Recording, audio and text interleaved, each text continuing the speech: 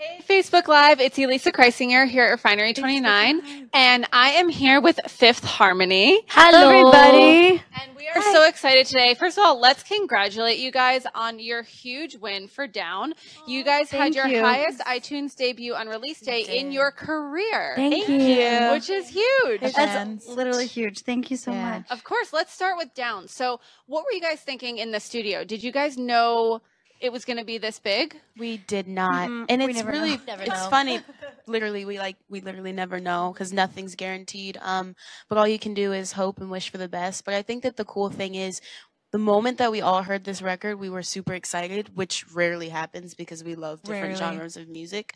But I think that our A&R, Chris Anacute, he really honed in on our sound and gave us the creative opportunity to also do that. So we knew that this record should definitely, you know, be the first introduction for the album. So that's awesome. Cool. Yeah. So speaking of which, you guys have all publicly shared your opinions about pop culture and politics. So I wanted to get your opinion on just how you negotiate your politics with your pop culture. And Lauren, we can start with you if you want. We'll go down the line. How we negotiate it? Yeah, like so you guys were in the studio, you're singing your songs, like you're in popular culture, you're making popular culture, but you guys also have opinions about politics. Like, how do you sometimes negotiate those two things?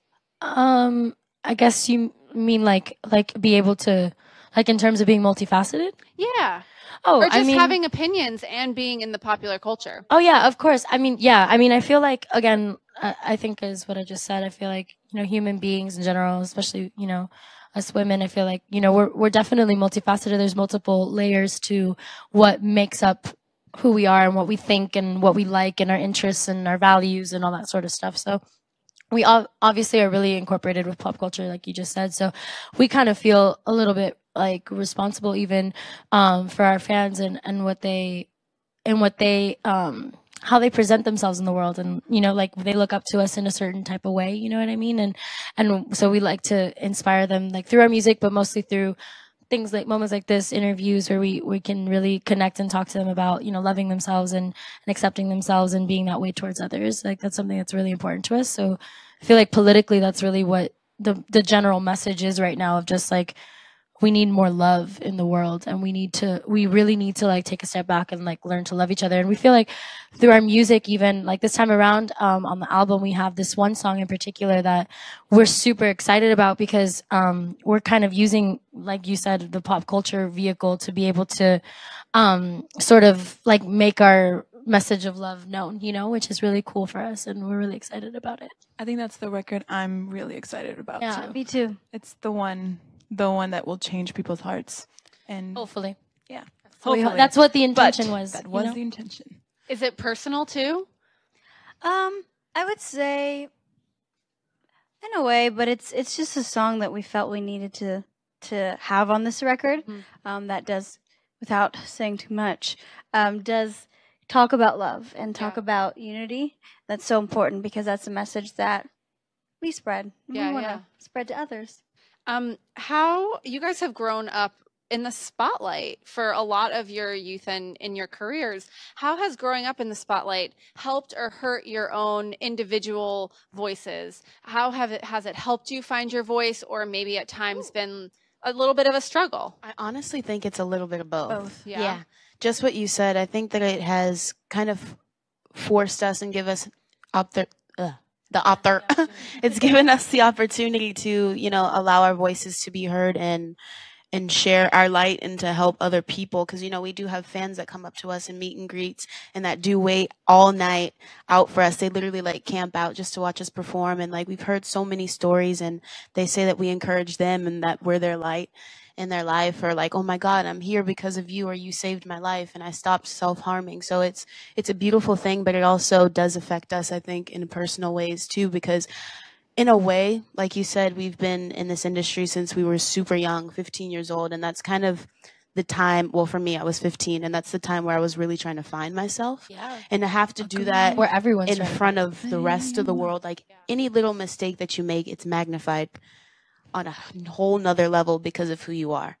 You know, so it's kind of like you have to tippy toe a little bit. So it's kind of finding the balance between staying true to who you are, but also protecting yourself in a way. And it's also about like being present and allowing yourself to grow, because we're like, none of us are the same person we were when we were 15, and that's never going to happen. It's kind of like there's sort of this expectancy with, I feel like, teenagers or teen stars or kid stars that, you know, they're supposed to stay who they were.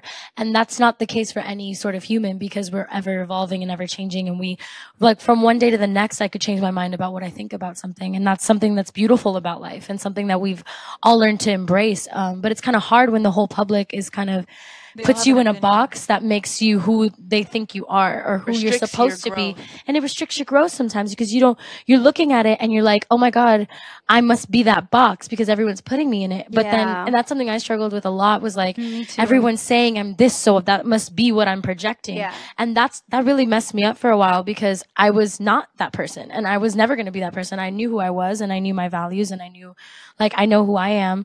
And so I had to really, like, it brought out a strength in me, and all of us girls, because we all went through the same thing in our own ways. Just a resilience to kind of just like love who you are and quiet all the noise and just be like, who are you though? Like, work on it, grow. Don't be afraid to grow. Like, learn more and keep doing it. Like, fuck what anybody else says. It like, forces you to connect with yourself in a whole different way. Yeah, it does. It really did. I think it also has to do a lot with social media, just because I think starting off on X Factor, that was like the scariest part. Yeah. Everything else was just so beautiful until people had an opinion about you. And I was like, oh shoot, it's getting real. Because not only people in your circle would talk to you and tell you straight up, like, Diana, you have to do this, Diana, be this. But then for everybody to come into your bubble and tell you that you're this, you're that, like, it was kind of, in a way, it was like a bully. And absolutely, it was really hard at the time, but to stand beside 3 other girls and to know that they were also going through the same thing. We were each other's basically crutch. And at that time, I feel like what we did the most was love ourselves the hardest. And we took the time to be alone and to shower ourselves with love, and to know that we are worth more than what people are saying about us. And it helps so much to just breathe and to take a moment and to connect with the people who you love and who love you for who you are and who really know the true person that you are. And just to know the difference between noise and truth. And who taught you guys that? Like, was that it was definitely a learning. It's a life lesson. So you're also coaching each other on. I mean, honestly, I feel like low key to a certain point, we were all kind of going through it alone. For sure. You know what I mean? Like, we were all in our own world, and then also the context of being in a girl group. It's kind of hard sometimes as well, because the world pins you against each other, whether you want to be or not. Right. Like, or whether you recognize it in the or moment, whether you recognize it. It's just a comparison that you know, the whole world, especially when it comes to women, just does naturally. I think, you know what I mean? And I think what was the hardest too, like, based off of being compared, was, I think it was always either size or color. And I think we learned, that's the time, like I said, we've learned to love ourselves the most. And then we realized that we're someone else's identity out there. So we realized the bigger picture and the bigger purpose of us being that image and that identity for those girls out there. It took a long time though. Like, it takes a while to get to a place where you're comfortable. Such a long time. Like, for me, I just turned 18 when I auditioned and 19 when we were formed, and I was just beginning to try to understand what it was to be an adult and to be on my own, you know, going from being with, you know, my parents all the time, homeschool, you know, doing my own music, whatever, and then literally like being jumped into this world where I'm with like a bunch of different people, different ages. I'm experiencing boys, I'm experiencing life, I'm experiencing like myself. High level and on the public stage. Absolutely. That was extremely challenging. But now, fast forward to now, we're totally different women. I'm I'm still the same girl, but like, I'm more evolved in who I am. I'm more confident. I'm more poised. I'm more sure of who I am. And for me to say that is such a milestone for me, because I just struggled so much with just insecurity and finding myself. And I think, especially going off of, you know, when we started off, we all had our parents beside us, like our moms, kind of, in a way. They were here and there, of course, but I had my mom beside me the whole time. I couldn't. Just because, like, you're 15, 16, Monty and I, like, still to this day hold on to Yeah. our mom's hands. Yeah. It was But great. they're just that guideline, and they make you feel loved. And I feel like that's the most important part, is having people around you that truly love you for who you are and are there to care for you and hold you And to when remind you. times gonna get say, rough. and Yeah. put you in check For too. sure. Like, Yeah. because a lot of the time, like, You're not in your saying own that, head. yeah, you're in your own head, and then it's like you become somebody that you Yes. don't necessarily even recognize anymore. Not even in a bad That's way. happened to me. Not saying like, oh, you're changing,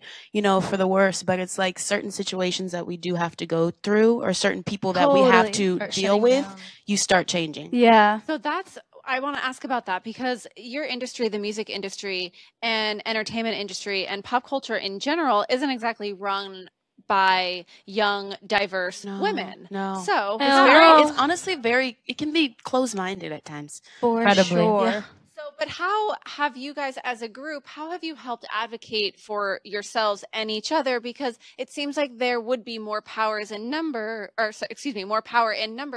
to kind of negotiate or figure out what you want to do individually or as a group. So how have you guys together been able to advocate for yourselves as a group in an industry that does not reflect your reality? I honestly think it's unity. Yeah. Like the fact that we talk about And what we our all are goals really are. united on our moral standard. Yes. Like All we good all people. have For the most part. we all have for the most part we have really good like sense of like Who we are. what we feel Want- comfortable with Yes. and what we don't, and we're very like, if we don't feel comfortable with something, like Say it. we're united on that, and you can't change our minds about it. Like So even if you're uncomfortable, you're won't like, do we're all it. uncomfortable together. Sorry. yeah, I mean, there's been moments There's where been like, you know, cases. the label will want a certain single to be a song, or a certain song to be a single, and like We're it's like, just no. not reflective of us, and it just doesn't. You know, it's not who we are, and there's no way that we can connect to that. You know what I mean? And we've had to fight at times, and we've had to really be strong, and we've had to put our foot down and be like, no, like we're more than doing this. We're more than what you were trying to submit us to. And at the end of the day, that's the mark that we're leaving. Mm-hmm. You know, like people aren't going to look at you guys and say, oh, that's the last impression that I have of so-and-so. It's the last impression and the messaging that we want to leave to the rest of the world. That's awesome. And that's a great place to wrap up. I think we're at time. great that interview. was fantastic. Yeah, that was And, fun. So much for Thank coming to our you. Finery 29. It was great Oh, and chatting asking with us you real guys. questions. Thank you so This is much fun. for having us. Facebook Live. Bye. Bye, Facebook.